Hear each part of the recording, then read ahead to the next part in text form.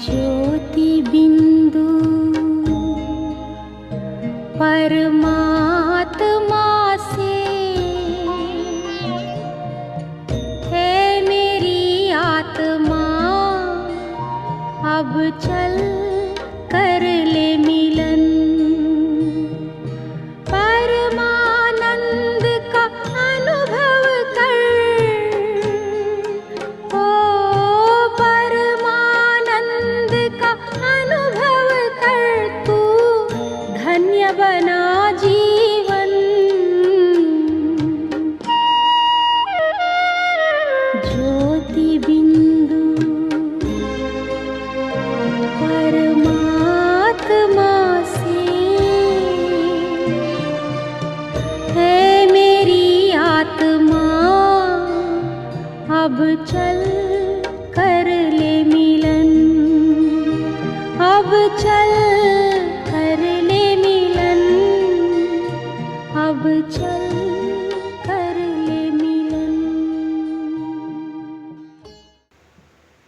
ओम शांति। आज রাজযোগের তৃতীয় দিন। আপনাদের সবাইকে স্বাগত জানাই। রাজযোগের মেন দুটো অ্যাসপেক্ট। প্রথম,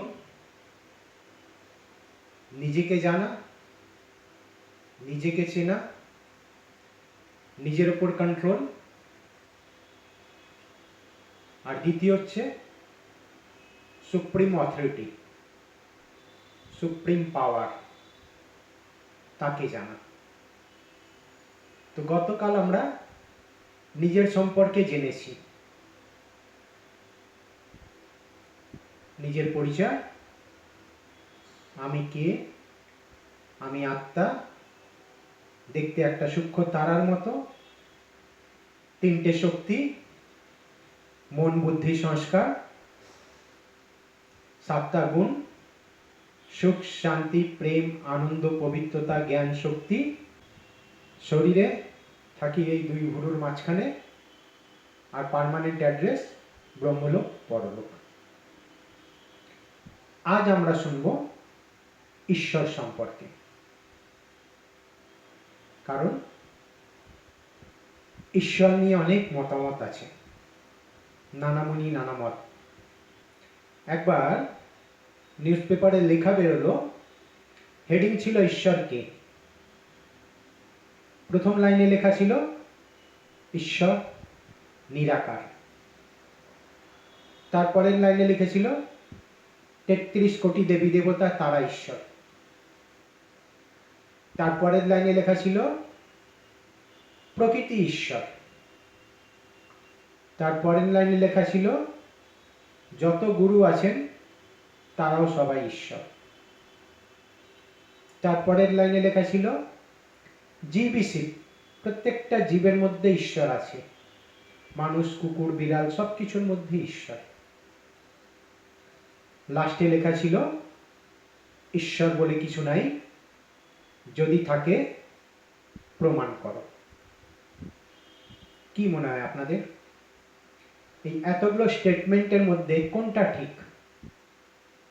তিনি নিরাকার, ৩৩ কোটি দেবী দেবতা, গুরুরা, প্রকৃতি, নাকি আমাদের সবার মধ্যে ঈশ্বর? কি মনে হয় আপনাদের? আচ্ছা, পেছন থেকেই চলি। আমরা যা শুনে এসছি, জীবিসি প্রত্যেকটা জীবের মধ্যে ঈশ্বর। যদি সত্যি তাই হতো, তাহলে ঈশ্বরকে ডাকার জন্য, ঈশ্বরকে পাওয়ার জন্য মন্দির মসজিদ গির্জায় যাওয়ার দরকার ছিল না। ঘরে বসেই তাকে পেয়ে যেতাম। মন্দিরে ঈশ্বরের ছবি জায়গায় নিজের ছবি রাখতে পারতাম, কারণ আমার মধ্যে ঈশ্বর আছে। যদি আমাদের মধ্যে ঈশ্বর থাকতেন, তাহলে মুনি ঋষিরা এত তপস্যা করছেন কেন? তাহলে কেন বলা হয় ঈশ্বরকে পাওয়া এত সোজা নয়, জন্ম জন্মান্তর তপস্যা করলে তবে তাকে পাওয়া যায়? তাহলে গীতাতে এই কথা কেন বলা হলো, यदा यदा हि धर्मस्य ग्लानिर्भवति भारत, যখন ধর্মের অতি গ্লানি হয় তখন আমি আসি। তো যদি ঈশ্বর আমাদের মধ্যেই আছেন তাহলে আসবেন আবার কোত্থেকে? তার মানে প্রমাণ কি ঈশ্বর আমাদের মধ্যে নাই? যদি ঈশ্বর আমাদের মধ্যে থাকতো তাহলে তার কোয়ালিটি, তার পাওয়ার নিশ্চয়ই আমাদের মধ্যে থাকতো। আছে? একজন আরেকজনের মার্ডার করছে, দুজনের মধ্যে ঈশ্বর, অথচ যে মার্ডার করছে তাকেও আটকাচ্ছে না, আর যার মার্ডার হচ্ছে তাকেও বাঁচাচ্ছে না। তাহলে ঈশ্বর ভূতের বসে কি করছেন? তাহলে বলা হয় শঙ্কারাম, কেউ যদি কারোর সঙ্গে 6 মাস থাকে তার এফেক্ট তার মধ্যে আসতে আরম্ভ হয়ে যায়। প্রকৃতিও নিজের প্রভাব দেখায়। একটা লোহাকে আগুনে দিলে জল গরম, জলে দিলে ঠান্ডা। তো ঈশ্বর আমার মধ্যে নিশ্চয়ই তার শক্তি আমার মধ্যে থাকতো। আপনার সামনে আপনার সন্তান মারামারি করছে আর আপনি ভেতরে চুপচাপ বসে দেখছেন, সম্ভব? আর এখানে তো মার্ডারের ব্যাপার। এগুলো সব প্রমাণ করে ঈশ্বর আমাদের মধ্যে নাই। একদিকে আমরা বলি আমরা ঈশ্বরের সন্তান, আরেকদিকে বলছি আমাদের মধ্যে ঈশ্বর। দুটোর মধ্যে কোনটা ঠিক একটু বিচার করব। না, তিনি সব জায়গায় আছেন। আমরা বলি না ঈশ্বর সব জায়গায়, তাও নয়। সূর্য নিজের জায়গায়, কিন্তু তার আলো, তার তাপ, তার শক্তি পুরো সৌরমণ্ডলে যে কোনো জায়গায় বসে পাওয়া যায়। তাই বলে কি সূর্য সব জায়গায় সবার মধ্যে? তা তো না, সে নিজের জায়গায়। ঠিক সেরকম ঈশ্বরও নিজের জায়গায়, কিন্তু তার আলো, তার তাপ, তার শক্তি আমরা সারা বিশ্বে যে কোনো জায়গায় বসে পেতে পারি। তাই বলে তিনি সবার মধ্যে আছেন তা নয়। তাহলে মুনি ঋষিরা এই কথাগুলো কেন বললেন? সবার মধ্যে ঈশ্বর, সব জায়গায় ঈশ্বর, জীবে প্রেম করে যেই জন সেই জন সে বিছে ঈশ্বর, কেন বললেন? তাহলে তারা তাদের দিব্য দৃষ্টি দিয়ে বুঝতে পেরেছিলেন পরবর্তী যুগ, পরবর্তী মানুষ কেমন হবে। তা আমরা একে অপরের সঙ্গে যেন অপব্যবহার না করি, মিসবিহেভ না করি। তার মধ্যে ঈশ্বর আছে, মিসবিহেভ করলে পাপ হবে। কেউ না দেখুক, তিনি দেখছেন, যাতে আমরা কুকর্মগুলো না করি। জীবে প্রেম করে যেই জন সেই জন সেবিছে ঈশ্বর। আগে জীবকে তো ভালোবাসো, তারপর শিবকে ভালোবাসবে। এদিকে নিজেরা মারামারি করছি আর আমরা বলছি ঈশ্বরকে ভালোবাসছি, ঈশ্বরকে স্মরণ করছি। সম্ভব? হতে পারে? আগে নিজেদের মধ্যে তো ভালোবাসা আনো, তারপর ঈশ্বরকে ভালোবাসবে। যদি জীবে প্রেমই সবকিছু হতো তাহলে স্বামীজি এত তপস্যা করতেন কেন, এত ধ্যান করতেন কেন? কি দরকার ছিল? জীবে প্রেম করেই বেড়াতে পারতেন। এটা ফার্স্ট স্টেপ, আগে এটা তো করো, তারপর নেক্সট স্টেপে যাবে। কিন্তু আমরা কি করলাম? ওটাকেই ধরে বসে গেলাম, আর সেটাও করি না। সেটাও যদি করতাম আজকে দুনিয়াটা আলাদা হতো। শুধু মুখে বলি, কাজই করি না।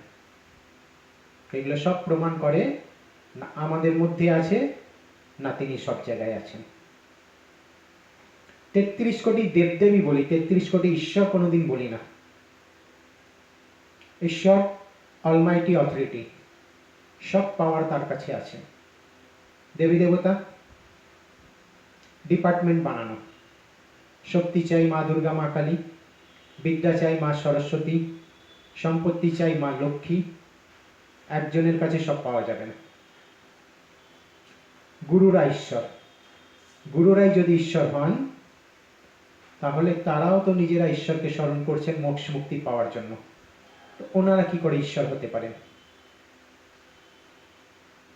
হ্যাঁ, ওনারা গাইডলাইন দিতে পারেন, পথ দেখাতে পারেন, তাই বলে তারা ঈশ্বর তা নয়। প্রকৃতি ঈশ্বর। একদিকে বলি जिसकी रचना इतनी सुंदर वो कितना सुंदर होगा, আর একদিকে বলছি এইগুলোই ঈশ্বর। কোনটা ঠিক একটু বিচার করব। এরা কোনোটাই ঈশ্বর নয়। এদেরকে আমরা কি বলি? দেবাত্মা, পুণ্য আত্মা, মহাত্মা, কিন্তু পরমাত্মা কাউকে বলি না। বলি মহান পরমাত্মা, মহান আত্মা। যার যেরকম কোয়ালিটি সেরকম ডেসক্রাইব করছি। যাদের মধ্যে দৈবগুণ তাদের দেবাত্মা বলছি, যারা পুণ্য কাজ করছে পুণ্য আত্মা বলছি, যারা মহান কাজ করছে মহাত্মা বলছি, কিন্তু পরমাত্মা কাউকে বলি না। তাহলে পরমাত্মা কি করে বুঝবো? তার জন্য 5টা পয়েন্ট। কোষ্ঠী পাথর, তাতে ঘষে দেখি সোনা আসল নকল। তো 5টা কোষ্ঠী পাথর আপনাদের হাতে তুলে দিচ্ছি, ঘষে দেখবেন আজ পর্যন্ত যা জেনে এসছি, যা শুনে এসছি, তার মধ্যে কোনটা ঠিক কোনটা ভুল। আমরা আপনাদের কোনো নতুন পথ দেখাতে আসিনি, কারণ দুনিয়াতে আগে থেকেই অনেক পথ, তার মধ্যেই আমরা হারিয়ে আছি। আবার নতুন পথ না, আমরা আপনাদের হাতে কোষ্ঠী পাথর তুলে দিচ্ছি, যা জেনে এসছি আজ পর্যন্ত সেগুলোকে বিচার করে দেখার জন্য। প্রথম হচ্ছে, ঈশ্বর সেই যাকে সব ধর্মের লোকেরা মানবে। কেউ তাকে ঈশ্বর, কেউ আল্লাহ, কেউ গড, কেউ জেহোভা, বিভিন্ন ধর্মে বিভিন্ন ভাষায় বিভিন্ন নামে ডাকে, কিন্তু রূপ তার এক, চেঞ্জ হবে না। জলকে জল, ওয়াটার, পানি, নীর, রূপ চেঞ্জ হবে? একই থাকবে। আমাকে কেউ মামা বলছে, কেউ কাকা বলছে, কেউ দাদা বলছে, কেউ আমার নাম ধরে ডাকছে, আমার কি রূপ চেঞ্জ হবে? ঠিক সেরকম ঈশ্বরকে বিভিন্ন ধর্মে বিভিন্ন ভাষায় বিভিন্ন নামে ডাকা হয়, রূপ তার এক, চেঞ্জ হয় না। নাম্বার 2, যেটা গীতাতে বলা হয়েছে, আমার জন্মও নাই, আমার মৃত্যুও নাই, আমি কোনো কর্ম করি না, কর্ম ফলও ভোগ করি না। নাম্বার 3, যার সঙ্গে আমরা সব সম্পর্ক যোগ করতে পারি। মন্দিরে যাই তখন কি বলি? তুমিও মাতা, পিতা তুমিও, তুমিও বন্ধু, শাখা তুমিও, এনি রিলেশন। নাম্বার 4, যার উপরে কেউ নাই, তিনি সর্বোচ্চ। নাম্বার 5, তিনি সর্বজ্ঞ। সর্বজ্ঞ মানে সব জায়গায় আছেন তা নয়, তিনি সব কিছু জানেন, পুরো দুনিয়ার পাস্ট প্রেজেন্ট ফিউচার সব জানেন। এবার আজ পর্যন্ত যাদেরকে ঈশ্বর বলে জানি বা মানি, তাদের মধ্যে একটু চেক করবো এগুলো খাটে? শ্রীরাম, শ্রীকৃষ্ণ, গৌতম বুদ্ধ, মহাবীর, জেসাস, গুরু নানক, মা দুর্গা, মা কালী, যেই হোক, এই পয়েন্টগুলো খাটে? প্রথম কি ছিল? সব ধর্মের লোকেরা মানবে। ওনাদের সব ধর্মের লোকেরা মানে? অন্যান্য ধর্মে তো তাও একজনকে, আর আমরা হিন্দুরা এক বাড়িতে 4 জন আছি, 4 জনের পেছনে দৌড়াই। কেউ মা দুর্গা, কেউ মা কালী, কেউ গণেশ। ওনাদের প্রত্যেকের জন্ম দেখানো হয়েছে। শ্রীরাম, শ্রীকৃষ্ণ, মা দুর্গা, মা কালী, জেসাস, গুরু নানক, সবার জন্ম দেখানো হয়েছে। তো যেটা গীতাতে বলা হচ্ছে আমার জন্ম মৃত্যু নেই, সেটাও খাটছে না। ওনাদের সঙ্গে সব সম্পর্ক যোগ করতে পারি। মেল বডি, মেল রিলেশন, ওনাদের পিতা বলতে পারি, পুত্র বলতে পারি, বন্ধু বলতে পারি। যেই মা বলবো, শ্রীরামের জায়গায় সীতা দেবী, শ্রীকৃষ্ণের জায়গায় রাধা দেবী, জেসাসের জায়গায় মাদার মেরি, রামকৃষ্ণ দেবের জায়গায় মা শারদা। সব সম্পর্ক যোগ করতে পারছি না। ওনাদের প্রত্যেকের জন্ম হয়েছে, তো ওনারা সর্বোচ্চ হতে পারেন না।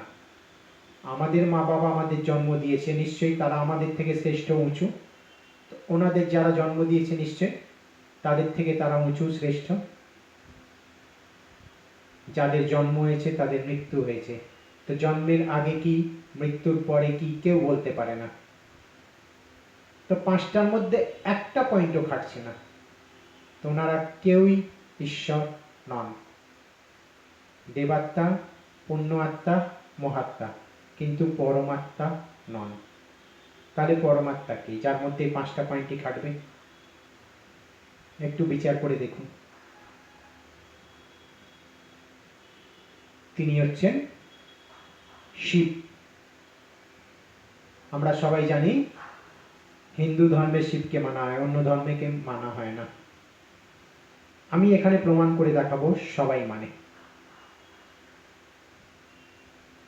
মানুষের পিতা মানুষ হয়, পশুর পিতা পশু হবে। তো আমি আত্মা জ্যোতি, আমার পিতা পরমাত্মা, তিনিও জ্যোতি। যদি একটু শিবলিঙ্গটা ভালো করে দেখি, এটা হচ্ছে একটা প্রদীপ, আর এটা প্রদীপের শিখা জ্বলছে। কারণ জ্যোতিকে পুজো করব আমরা কিভাবে, তাই জন্য জ্যোতির একটা সিম্বল বানিয়েছি। ওই জন্য শিবলিঙ্গকে কি বলা হয়? জ্যোতির্লিঙ্গম, জ্যোতির প্রতীক। তো জ্যোতিকে সব ধর্মের লোকেরা মানে। সবার প্রথমে আসছি জেসাস। উনি কি বলেছেন? God is light, I am the son of god. ঈশ্বর হচ্ছেন জ্যোতি, আমি তার সন্তান। তিনি যদি নিজে ঈশ্বর হতেন, তাহলে ওনাকে যখন ক্রুশবিদ্ধ করা হচ্ছে, উনি কেন বললেন, হে ঈশ্বর তুমি এদের ক্ষমা করো, এরা জানে না কি অপরাধ করছে। বাইবেলে পরিষ্কার ভাষায় এই কথা লেখা আছে, কিন্তু আজকে সারা বিশ্ব ওনাকে ঈশ্বর বলে মানে। ওনাদের যে মেইন চার্চ ভাটিকান সিটি, যেখানে পোপ থাকে, সেখানে একটা সবসময় জ্যোতি জ্বলে। ওই জন্য চার্চে ক্যান্ডেল জ্বালানো হয়, একটা বড় বাকি ছোট। বড়টা ঈশ্বরের প্রতীক হিসেবে, ছোটটা আত্মার প্রতীক হিসেবে। তারা ক্যান্ডেল জ্বালায়, আমরা প্রদীপ জ্বালাই। মন্দিরে একটা বড় প্রদীপ জ্বলে, বাকি ছোট। বড়টা ঈশ্বরের প্রতীক হিসেবে, ছোটটা আমাদের আত্মার প্রতীক হিসেবে। গুরু নানক উনি কি বলেছেন? এক ওঙ্কার নিরাকার, সতনাম সশ্রীকাল। ওঙ্কার শিবেরই আরেক নাম, তিনিও সেই নিরাকারের দিকেই ইশারা করেছেন। গৌতম বুদ্ধ, মহাবীর ওনারা কি বলেছেন? আমরা জ্যোতি আছি, জ্যোতিতে গিয়ে লীন হয়ে যাব। তারাও সেই জ্যোতির কথাই বলেছে। তারা যখন জাপানে যখন ঈশ্বরকে স্মরণ করতে বসে, 3 ফুট দূরে 3 ফুট হাইটে একটা লাল পাথর রাখে, জ্যোতির সিম্বল হিসেবে সেটাকে ব্যবহার করে। নাম চিনকন সেকি। সেটাকে রেখে তারা ঈশ্বরকে স্মরণ করে, মেডিটেশন করে। সব থেকে বড় ব্যাপার, মুসলমান যারা মূর্তি পূজায় বিশ্বাসী নয়, মক্কাতে যখন হজ করতে যায়, সেখানেও কাবা কা পাথর, পবিত্র পাথর বলা হয়। তাদের মধ্যে মান্যতা আছে যে সারা জীবনের মধ্যে কমপক্ষে একবার এই পবিত্র পাথরের দর্শন করা উচিত, তাহলে আমাদের সব পাপ ক্ষয় হয়ে যাবে, আমরা জান্নাতে যেতে পারব। তাদের মধ্যে এরকমও কাহিনী আছে যে বলা হয় একবার মুসলমান ভাইদের মধ্যে নিজেদের মধ্যে ঝগড়া লাগে, তাদের ইষ্টদেবকে নিয়ে কে বড়। তখন আকাশ থেকে এই পাথরটা পড়ে আর বলে, নিজেরা মারামারি করো না, এটাই আমি, এটাকেই তোমরা স্মরণ করো। তখন সেই পাথরটা নিয়ে মক্কায় স্থাপিত করা হয়। বলা হয় সেই পাথরটা যখন পড়েছিল একদম ধপধপে সাদা ছিল। মানুষের পাপ ক্ষয় করতে করতে এখন সেটাও কালো হয়ে গেছে। তারা যখন মক্কায় হজ করতে যায়, সেই পাথরটার 7 পাক দেয়। তারপর সেই পাথরটাকে কিস করে আর বলে, হে আল্লাহ, হে পরবর্তীগার, হে নূরে ইলাহি, মেরা হজ কবুল হো। নূর মানে চোখের জ্যোতি, যে জ্যোতির্ময়। তো তারা সেই জ্যোতির্ময় বলল, হিন্দুতে বলা হলো জ্যোতির্লিঙ্গম। সবাই একজনকেই স্মরণ করছে বিভিন্ন নামে। শিব কোনো হিন্দু শব্দ নয়। শিব কথার অর্থ হচ্ছে কল্যাণকারী। ঈশ্বর কল্যাণ করেন, সব সময় কল্যাণ করেন। ওই জন্য বলা হয় সদা শিব, কখনো ভালো কখনো খারাপ তা নয়। সত্যম শিবম সুন্দরম, তিনিই সত্য, তিনিই কল্যাণকারী, তিনিই সুন্দর, মিন্স পিওর। আর কারোর জন্য এই শব্দগুলো ইউজ হয় না। তো সব ধর্মের লোকেরা এদিকে এইভাবে সেই জ্যোতিকে মানছে বিভিন্ন নামে। এরপর আসছি হিন্দুদের মধ্যে। হিন্দুদের মধ্যে সব থেকে শ্রেষ্ঠ মনে করা হয় একদিকে শ্রীরাম আর একদিকে শ্রীকৃষ্ণ। রামায়ণ হিসেবে শ্রীরাম, মহাভারত হিসেবে শ্রীকৃষ্ণ। তাদের ঈশ্বরকে রামেশ্বরম, সেখানে কি আছে? শিবের মন্দির। রামেরও ঈশ্বর রামেশ্বর। বলা হয় শ্রীরাম যখন রাবণের সঙ্গে যুদ্ধ করতে যাচ্ছিলেন, তিনি জানতে পারলেন রাবণ শিবের সব থেকে বড় ভক্ত, তার থেকে বরদান পেয়েছে, তাকে হারানো মুশকিল। তখন রামও শিবের আরাধনায় বসলেন, তার থেকে বরদান নিলেন, তারপর রাবণকে পরাস্ত। ঠিক সেরকম গোপেশ্বর শ্রীকৃষ্ণেরও ঈশ্বর। বলা হয় শ্রীকৃষ্ণ ছোটবেলার থেকেই শিবে পুজো করতেন, ওই জন্য মথুরাতে শিবের মন্দির আছে। মহাভারতের যুদ্ধ যখন আরম্ভ হবে, শ্রীকৃষ্ণ থানেশ্বরের মন্দিরে স্থাপনা করলেন, নিজে পুজো করলেন, পঞ্চপাণ্ডবকে দিয়ে করালেন। তারপর মহাভারতের যুদ্ধ। এদের ঈশ্বর শিব। এছাড়াও মা দুর্গা, মা কালী, এদেরকে কি বলি আমরা? শিবের শক্তি, শিবের থেকে উৎপত্তি। ওই জন্য এনাদের পেছনে সব সময় শিবের ছবি দেখানো হয়। তো সবারই শিবের থেকে উৎপত্তি, শুধু ওনারা না, আমরা সবাই তার থেকে এসেছি। তো ফার্স্ট পয়েন্ট ক্লিয়ার। সব ধর্মের লোকেরা মানছে, বিভিন্ন নামে ডাকছে। সেকেন্ড, জন্ম মৃত্যু। শিব বাবার জন্ম, তার কোনো মা বাবা শুনেছি আজ পর্যন্ত? শিব বাবার জন্য কি বলা? শিব শম্ভু, স্বয়ম্ভু। তিনি নিজের অবতরিত হন, আমাদের মতো মাতৃগর্ভ থেকে জন্ম নেন না, তাকে কেউ আনতে পারে না, তিনি নিজের থেকেই আসেন। শিব বাবার জন্য কি বলা হয়? দেবাদিদেব, মহাদেব। আমাদেরও দেব, দেবতাদেরও দেব, সবার উপরে তাকে দেখানো হয়। শিব বাবার জন্য বলা হয় তিনি ত্রিকালদর্শী, ত্রিলোকীনাথ, ত্রিনয়নী। এইভাবে সব কথাগুলো কিন্তু শিব বাবার মধ্যে খাটছে। 5টা পয়েন্টই শিব বাবার মধ্যে খাটে। এর থেকে প্রমাণ করা যায় শিবই হচ্ছেন ঈশ্বর। এছাড়া আরো অনেক প্রমাণ আছে। দেবী দেবতার পুজো স্টেট ওয়াইজ। বাংলায় মা দুর্গা, মা কালীর পুজো বেশি। মহারাষ্ট্রে চলে যাব গণেশের পুজো, সাউথে চলে যাব কার্তিকেয়, নটরাজ। কিন্তু শিব বাবার মন্দির প্রত্যেকটা পাড়ায় পাওয়া যাবে। দ্বাদশ জ্যোতির্লিঙ্গম সারা বিশ্বে বিখ্যাত। ব্রাহ্মণরা যখন মন্ত্র উচ্চারণ করে, একটু ভালো করে শুনবেন, তারা বলে ব্রহ্মা দেবতায় নমঃ, বিষ্ণু দেবতায় নমঃ, শঙ্কর দেবতায় নমঃ, শিব পরমাত্মায় নমঃ। যখন শিব বাবার নাম বলে তখন বলে পরমাত্মায় নমঃ। বাকি সবার জন্য বলে দেবী দেবতায় নমঃ, পরমাত্মা বলে না। ঈশ্বরের জন্য বলা হয় তিনি রূপে বিন্দু, গুণে সিন্ধু। রূপে তিনি পয়েন্ট অফ লাইট, কিন্তু গুণে আনলিমিটেড, যার কোনো লিমিটেশন নেই। অফুরন্ত ভান্ডার, যে যত চাও নাও, কখনো না বলে না। আমাদের নেয়ার ক্ষমতা দরকার, তিনি তো সবসময় দিয়েই যাচ্ছেন।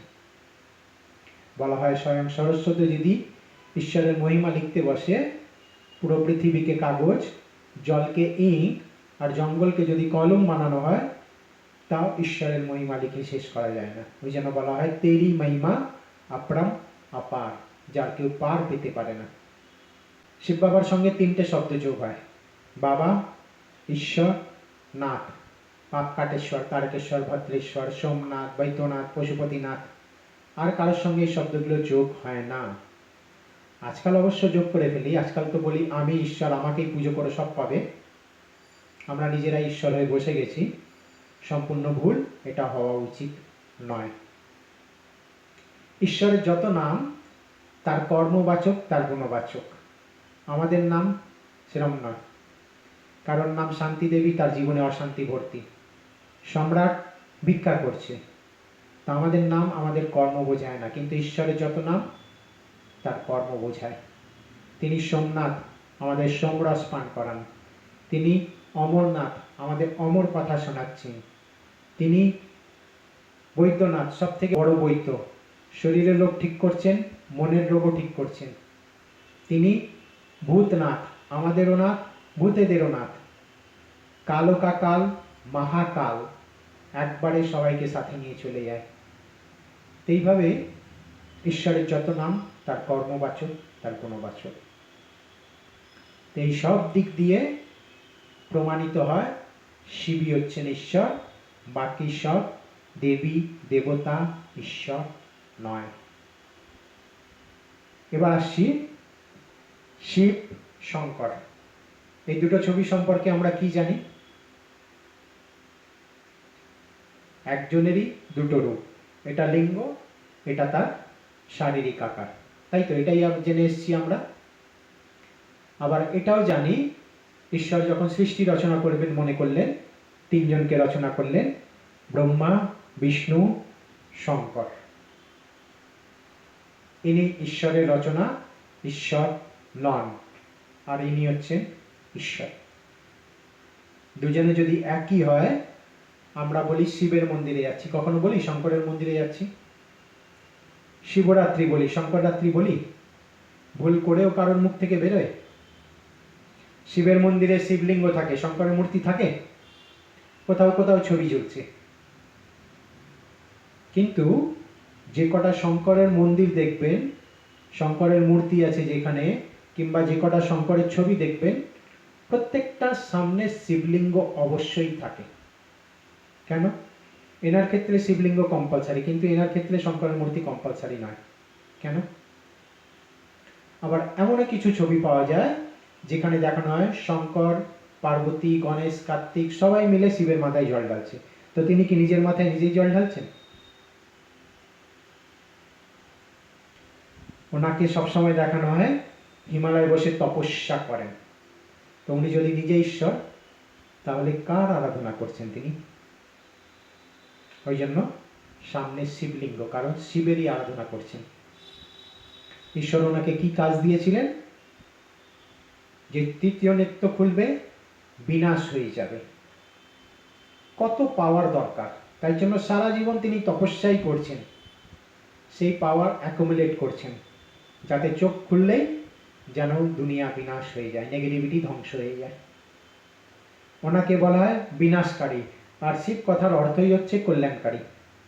তো দুজনের নাম আলাদা, দুজনের রূপ আলাদা, দুজনের কর্ম আলাদা, তো দুজনে এক কি করে হতে পারে?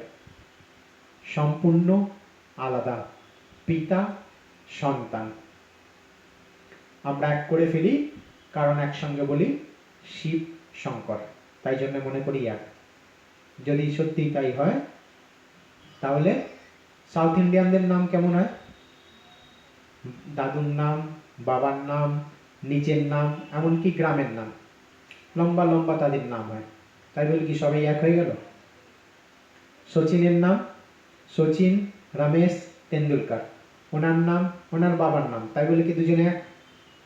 মহাত্মা গান্ধীর নাম মোহনদাস করমচাঁদ গান্ধী, ওনার নাম ওনার বাবার নাম, তাই বলে কি দুজনে এক? ঠিক সেরকম শিব শঙ্কর বলছি, তাই বলে দুজনে এক নয়, সম্পূর্ণ আলাদা, পিতা সন্তান। আমরা সবাই তো তার সন্তান, শুধু তিনি কেন? নিচে দেখানো হচ্ছে এখানে শিবরাত্রি। শিবরাত্রিতে বলা হয় শিবের জন্ম, আবার কোথাও কোথাও বলা হয় শিবের বিয়ে। বিয়ে কিভাবে পরে জানবো, আসলে শিব বাবার জন্ম। তো সবার জন্মের জন্য আমরা কি বলি? জন্মদিন। কেউ রাত্রিরে জন্মগ্রহণ করেছে, আমরা কি বলি? তার আজকে জন্মরাত্রি পালন করব। শ্রীকৃষ্ণের জন্ম রাত 12টার পরে, তাও জন্মাষ্টমীর জন্মদিন, শিব বাবার জন্য রাত্রি। কেন? সবার জন্য দিন হলো, বাবার জন্য রাত্রি হলো, কেন? ঈশ্বর কখন আসেন? यदा यदा हि धर्मस्य ग्लानि भवति भारत, যখন ধর্মের অতি গ্লানি হয় তখন ঈশ্বর আসেন। ধর্মের অতি গ্লানি মিন্স পাপাচার, অত্যাচার, অনাচার। পাপের কাজ কখন হয়? রাতের অন্ধকারে। আজকাল সে ব্যাপার আছে?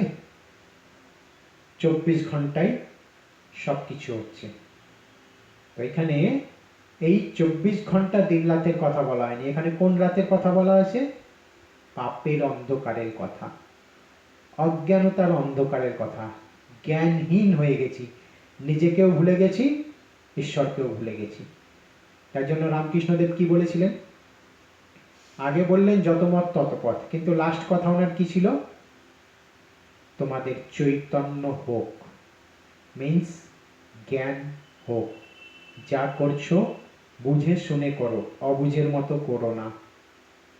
ঈশ্বর এসে আমাদের জ্ঞানের পথ দেখাচ্ছেন, তবেই আমরা নিজের জীবন থেকে এই 5 বিকার মুক্ত করতে পারছি, কাম ক্রোধ লোভ মোহ অহংকার থেকে নিজেকে মুক্ত করতে পারছি। যে কোনো রেনেসাঁস শিক্ষার মাধ্যমে আসে না, তার ঈশ্বর এসে আমাদের সেই শিক্ষা দিচ্ছেন, নিজের পরিচয় দিচ্ছেন, আমাদের পরিচয় দিচ্ছেন, তবেই আমরা এই 5 বিকার থেকে নিজেকে মুক্ত করতে পারছি। শিবরাত্রিতে আমরা কি কি করি? শিব বাবার পুজো, উপোস, রাত্রি জাগরণ। পুজোতে স্পেশালি কোন কোন ফল ফুল দিই? যেটা না হলে চলবে না, আকন্দ, ধুতুরা, বেলপাতা, এই 3টে জিনিস কম্পালসারি। বাকি কিছু হোক না হোক চলবে, এই 3টে না হলে চলবে না, বাবা সন্তুষ্ট হবে না। কেন? এত ভালো ভালো ফল ফুল থাকা সত্ত্বেও বাবার এইগুলোই পছন্দ কেন? গন্ধহীন ফুল, কাঁটাযুক্ত ফল, বিষযুক্ত ফল, যেই জিনিসগুলো শিব বাবাকে দেওয়া হয় অন্য কোনো দেবদেবীকে দেওয়া হয় না, যত খারাপ জিনিস শিব বাবাকে দেওয়া হয়। কেন? কখনো ভেবে দেখেছেন? দিই তো, প্রতি সোমবার দিচ্ছি, স্পেশাল কিছু দিন দিচ্ছি, শিবরাত্রিতে দিচ্ছি, ওগুলো খুঁজে খুঁজে নিয়ে আসি। কেন? যে কোনো মা বাবা কি চায়? তার সন্তানের যত দুঃখ কষ্ট, যত বেদনা, তাদের পথে যত কাটা আমরা নিয়ে নিই, আমার সন্তান যেন ভালো থাকুক। তো তিনিও আমাদের পিতা, তিনিও সেটাই চান। আমাদের জীবনে যা দুঃখ কষ্ট, যা বেদনা, যা কাটা আমরা তাকে দিয়ে দিই, আমরা যেন সুখে শান্তিতে থাকি। তিনি আমাদের মনের ভেতরের বিষ, মনের ভেতরের কাঁটাগুলো চাইছেন, আমরা সেটা দিই না, ওই কাঁটাযুক্ত ফল ফুল তুলে দিয়ে দিই। ওগুলো তার দরকার নেই, ওগুলো নিয়ে কি করবেন? মনের ভেতরের বিষ, মনের ভেতরের কাঁটাগুলো দিতে হবে, যেগুলো আমরা একে অপরকে দংশন করি, নিজেও কষ্ট পাই, অন্যকেও কষ্ট দিই। সাগর মন্থন হলো, বিষ বেরোলো, তিনি পান করলেন নীলকণ্ঠ। কোন সাগর? এই যে এই মাথা। 24 ঘন্টা কি করি আমরা? পরনিন্দা, পরচর্চা, সারাদিন মন্থন করছি না, বিষই তো বেরোচ্ছে, ভালো জিনিস কিছু বেরোয়? নিজেকেও কষ্ট দিই, অন্যকেও কষ্ট দিই, কি লাভ? ঈশ্বর বলছেন পিএনপিসি করো না, সব আমাকে দিয়ে দাও, তোমরা সুখে শান্তিতে থাকো। তারপর কি করি? বেলপাতা। বেলপাতা 3টে হতে হবে, আর 3টে একসাথে যুক্ত, 3টে আলাদা আলাদা হলে চলবে না, একই ডান্ডায় 3টে যুক্ত হওয়া চাই, আর 3টে পারফেক্ট হওয়া চাই, কোনোটা একটু 19-20 চলবে না, দুটোও চলবে না, 4টেও চলবে না। কেন? কারণ সবার প্রথমে 3 জনের রচনা, ব্রহ্মা বিষ্ণু শঙ্কর, তন মন ধন সব কিছু তার উপরে অর্পণ, তবেই আমরা তাকে পেতে পারি। আমরা মুখে বলি না, তন মন ধন তেরা তুঝকো অর্পণ ক্যা লাগে মেরা, খালি মুখেই বলি, না তন দি, না মন দি, না ধন দি, কোনোটাই দিই না। তারপরে 3টে লাইন টানা থাকে, একটা টিপ বা একটা চোখ আঁকা থাকে, 3টে লাইন, ত্রিলোকীনাথ, ত্রিকালদর্শী, আর এই টিপ বা চোখ জ্যোতির সিম্বল হিসেবে ইউজ করা হয়। যে কোনো দেবী দেবতার পায়ে ফুল দিই, শিব বাবার মাথায় দিই। কেন? সবার পায়ে দিই আর শিব বাবার মাথায় দিই, পড়ে গেলে আবার তুলে মাথার উপরে রাখি। কেন? কারণ তিনি হচ্ছেন সৃষ্টির বীজ, ওনার থেকেই পুরো সৃষ্টি তৈরি হয়েছে। তো বীজ কোথায় থাকে? নিচে থাকে, তার উপরেই সব দেওয়া হয়, তাই জন্য তার উপরেই সব। যে কোনো মা বাবা তার সন্তানকে সবসময় মাথায় করে রাখে। তুমি তো আমার নয়নের মণি, মাথার মুকুট, তো তিনিও আমাদের সবসময় মাথায় করেই রাখেন। তারপর কি করি? উপোস করি। উপোস করা মানে কি করা? সারাদিন না খেয়ে দিয়ে থাকা, বাবার পুজো দেয়া, ভোগ দেয়া, তারপর খাওয়া।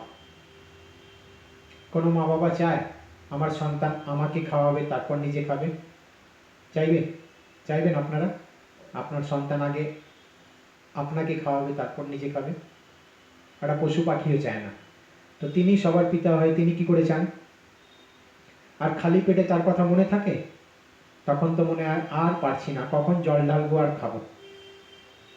শিবরাত্রি আসছে, এক সপ্তাহ আগে থেকে অ্যারেঞ্জমেন্ট। কিসের অ্যারেঞ্জমেন্ট? কি খাওয়া দাওয়া হবে।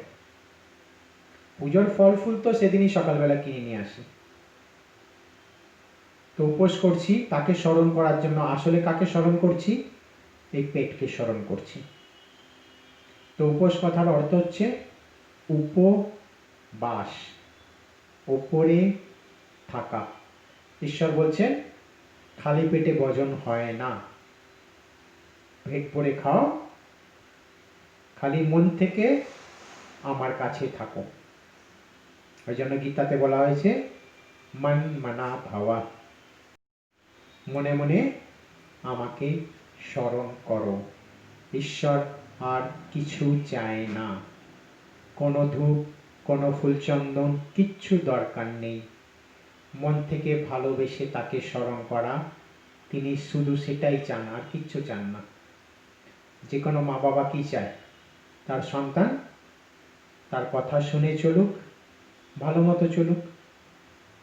তো ঈশ্বরও আমাদের কাছে সেটাই চায়, যে তার গাইডলাইনে আমরা যেন চলি আর ভালোভাবে থাকি, আর কিচ্ছু দরকার নেই তার। গীতাতে পরিষ্কারভাবে বলা আছে পুজো যজ্ঞ তপ করে আমাকে কেউ পেতে পারে না। কিন্তু আমরা কি করছি? সেটাই করছি। কি করে পাবো?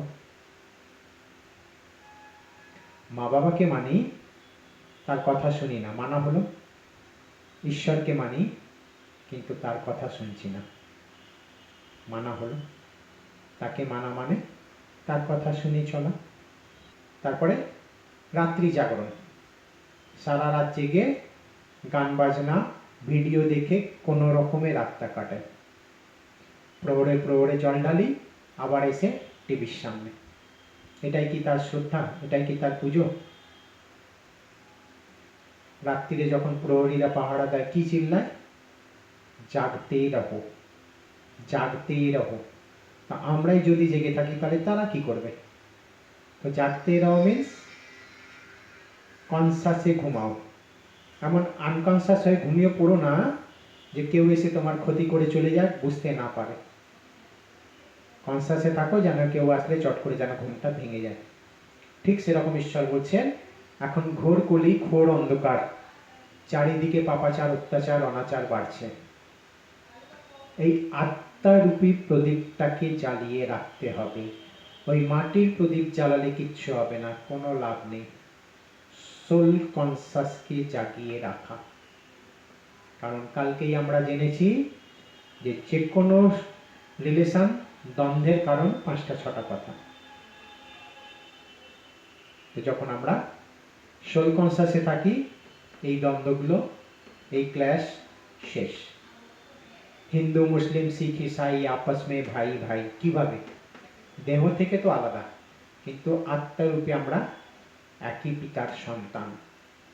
তো যখনই এই জিনিসটা আমাদের মধ্যে আসে, আমাদের মধ্যে হারমোনি, সবার মধ্যে ভ্রাতৃত্ব বোধ তৈরি হয়ে যাবে। আজকে যেটা সব থেকে বড় সমস্যা, জাতি ধর্ম বর্ণ নিয়ে মারামারি চলছে। এটা তখনই শেষ হবে যখন আমরা নিজেকে ভালো করে জানি আর তাকে ভালো করে জানি, সোল কনসাসে থাকবো, তবেই এটাকে আমরা শেষ করতে পারবো। তো এটাই ঈশ্বরের আসল পরিচয়। তার নাম শিব, মিন্স কল্যাণকারী, রূপ পয়েন্ট অফ লাইট, সাইজে বড় ছোট তা নয়, আমাদের মতোই, খালি গুণে বড়। আমরা জন্ম মৃত্যুতে আসি, আমাদের ব্যাটারি ডিসচার্জ হয়ে যায়, তিনি জন্ম মৃত্যুতে আসেন না। ওই জন্য এভার পিওর, এভার পাওয়ারফুল। মেন তার সঙ্গে আমাদের এই ডিফারেন্স, তিনি জন্ম মৃত্যুতে আসেন না, আমরা জন্ম মৃত্যুতে আসি। আমরা জন্ম মৃত্যুতে আসি ওই জন্য ইমপিওর হয়ে যাই, ওই জন্য ঈশ্বরকে ডাকি, হে পতিত পাবন আসো, আমাদের পতিত থেকে পাবন বানাও। তো শিবরাত্রি আমাদের একদিনের নয়, আমাদের জন্য রোজ শিবরাত্রি। আমাদের মধ্যে কি কি উইকনেস আছে আমরা সবাই জানি। তো ঈশ্বরের কাছে প্রমিস করা, আজ থেকে এটা করব না, আজ থেকে রাগ করব না, আজ থেকে মিথ্যে কথা বলবো না। প্রমিস করলাম সঙ্গে সঙ্গে শেষ হয়ে যাবে তা নয়, কিন্তু যখনই প্রমিস করছি আর সেই ভুলটা যখনই করব, সঙ্গে সঙ্গে স্ট্রাইক করবে মাথায়, যা প্রমিস করেছি। চেক হয়ে যাবে, চেক অ্যান্ড চেঞ্জ। একটা সময় আসবে, চেঞ্জ হয়ে যাবে। যে ঈশ্বর যখন মানুষকে রচনা করলে নিজের মতো করেই বানালেন, তার যা ফিচার্স ছিল সব কিছু আমাদের মধ্যে দিয়ে পাঠিয়েছিলেন, কিন্তু আমরা জন্ম নিতে নিতে সব ভুলে গেছি, ডিসচার্জ হয়ে গেছি। তাই জন্য এসে তিনি আবার মনে করাচ্ছেন। যেরকম দেখানো হয় না, হনুমান ছোটবেলায় এত পাওয়ারফুল, যা ইচ্ছে তাই করে বেড়ায়। একবার সূর্যকেই লাড্ডু ভেবে খেতে চলে গেল, তখন তাকে অভিশাপ দেওয়া হয় যে তোমার মধ্যে এত পাওয়ার আছে, তুমি ভুলে যাবে, কিন্তু আবার যদি তোমাকে কেউ মনে করায় তুমি আবার ফিরে পাবে। তো যখন লক্ষণের বান লাগলো, জাম্বুবান বলছে হনুমানকে, যাও তুমি সঞ্জীবনী নিয়ে এসো। তো হনুমান বলছে আমি কি করে যাব? তখন জাম্বুবান তাকে মনে করাচ্ছে, তুমি সেই পবনপুত্র হনুমান, তুমি যা ইচ্ছে তাই করতে পারো, এত ক্ষমতা তোমার মধ্যে আছে। ওই জন্য তখনই তার মধ্যে সেই ইনার স্ট্রেংথ জাগরিত হলো, তিনি গিয়ে পুরো পাহাড়টাই তুলে নিয়ে চলে এলেন। তো এই হনুমান আমরাই, আমাদের মধ্যেই এত পাওয়ার ছিল যখন আমরা পৃথিবীতে এসেছিলাম, জন্ম নিতে নিতে ভুলে গেছি। ঈশ্বর এসে আমাদের আবার মনে করাচ্ছেন। যেমন হয় না যে কারোর যদি কোনো কারণে কোনো অ্যাক্সিডেন্ট বা কিছু হলে পূর্বের ঘটনাগুলো ভুলে যায়, তখন কি করা হয়? তাকে সব পূর্বের ঘটনাগুলো মনে করানো হয়, আগের সব জিনিসগুলো তাকে দেখানো হয়, সেই সব জায়গায় তাকে নিয়ে যাওয়া হয়, যাতে পুরনো স্মৃতিটা আবার যেন ফিরে আসে। ঠিক সেম জিনিস ঈশ্বরও আমাদের সঙ্গে করছেন। আমরাও ভুলে গেছি, ঈশ্বর এসে সেই স্মৃতিটা আবার জাগরিত করছেন। ঠিক আছে, আগামীকাল আমরা শুনব ঈশ্বর নিজেতে কিছু করেন না, তিনজনকে দায়িত্ব দিয়েছেন, তাদেরকে দিয়ে সবকিছু করান। ব্রহ্মার দ্বারা স্থাপনা, বিষ্ণুর দ্বারা পালনা, শঙ্করের দ্বারা বিনাশ। জি ও D.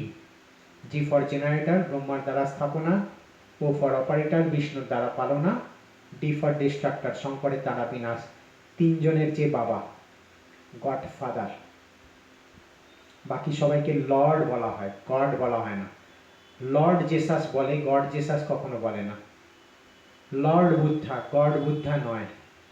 Lord Krishna, god Krishna নয়।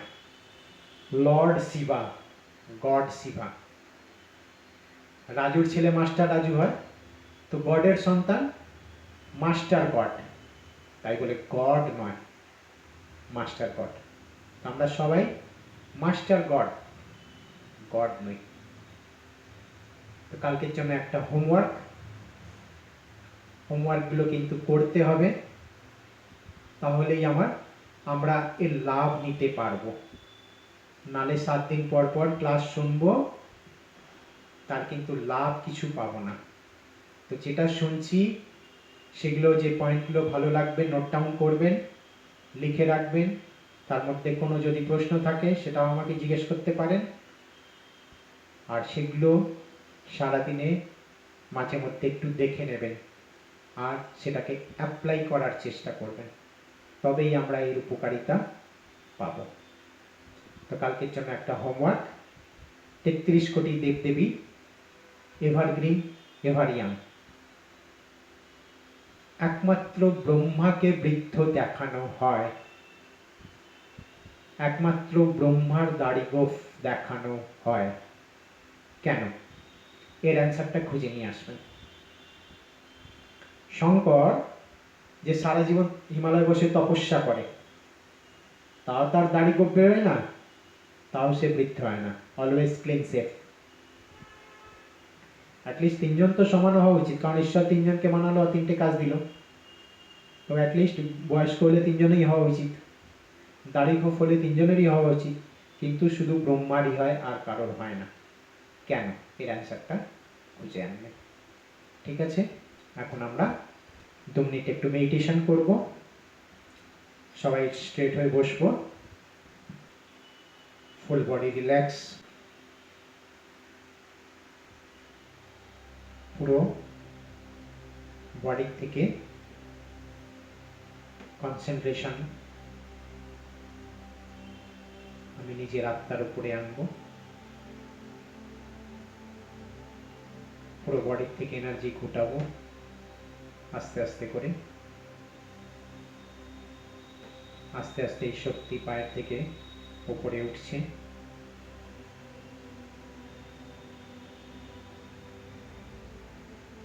কোমর পর্যন্ত গুটিয়ে চলে এসছে।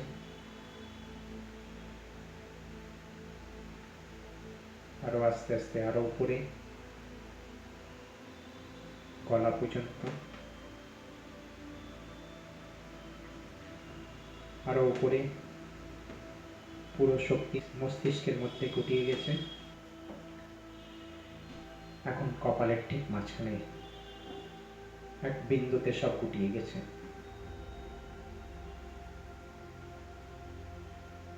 আমি একটা সূক্ষ্ম তারার মতো, যেন কপালে একটা হিরের টিপ।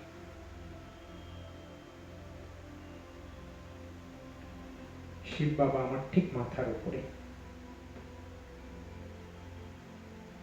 তিনিও একটা সূক্ষ্ম তারার মতোই, কিন্তু অনেক বেশি উজ্জ্বল।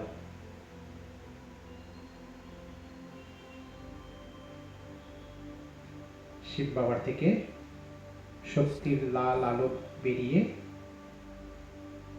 আত্মায় পড়ছে।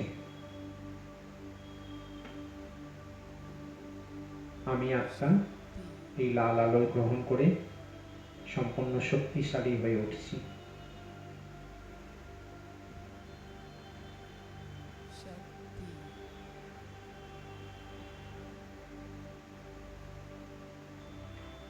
এই লাল আলো আত্মার থেকে বেরিয়ে আমার পুরো ব্রেনের মধ্যে ছড়াচ্ছে। ব্রেনের এক একটা সেলসের মধ্যে এই লাল আলো ছড়িয়ে পড়ছে।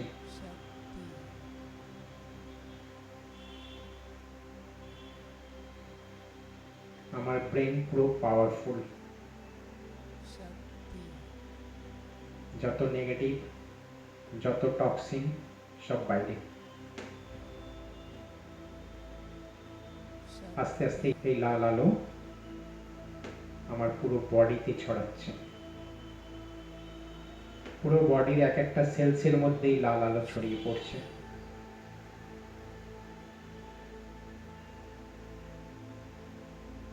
আমি সর্বশক্তিমানের সন্তান, মাস্টার সর্বশক্তিমান। ঈশ্বরের সব শক্তি আমার মধ্যে বিরাজমান করছে।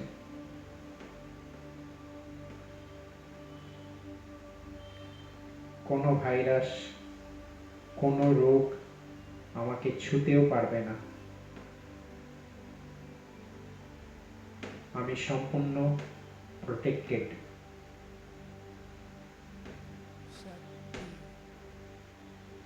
কন্টিনিউ বাবার থেকে দিয়ে বেরিয়ে আত্মায়, আর আত্মার থেকে পুরো বডিতে।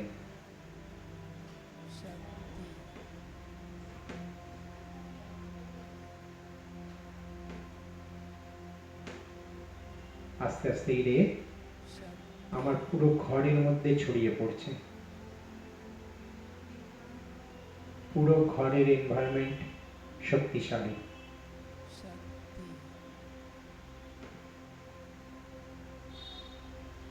আস্তে আস্তে পুরো বাড়িতে।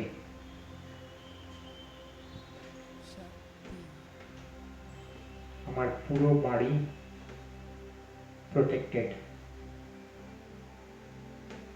বাড়িতে যত মেম্বার সবাই প্রোটেক্টেড।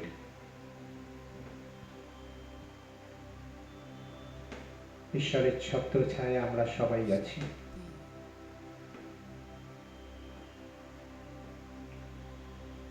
ওম শান্তি।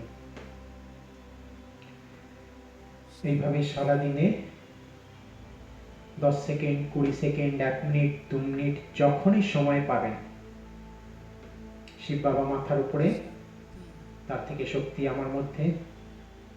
শিব বাবা মাথার উপরে, তার থেকে শান্তির সাদা রে আমার মধ্যে, আমি একদম শান্ত। তার থেকে পিওরিটির রে আমার মধ্যে আসছে, আমি একদম পিওর। বারবার প্র্যাকটিস করব। আমাদের চারিদিকে একটা ওরা তৈরি হয়ে যায়, একটা কার্ভ তৈরি হয়ে যায়, তাতে কোনো নেগেটিভ এনার্জি আসতে পারে না।